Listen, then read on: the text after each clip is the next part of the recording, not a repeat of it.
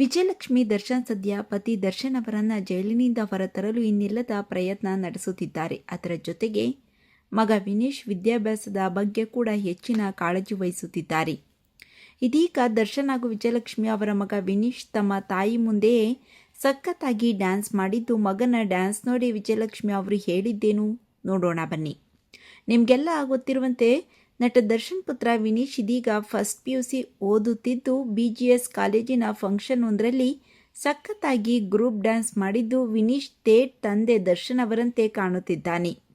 Vinesh dance ನೋಡಲು ತಾಯಿ ವಿಜಯಲಕ್ಷ್ಮಿ ಕೂಡ ಬಂದಿದ್ದು, ಮಗನ ಡ್ಯಾನ್ಸ್ ನೋಡಿ ತುಂಬಾ ಖುಷಿ ಪಟ್ಟಿದ್ದಾರೆ.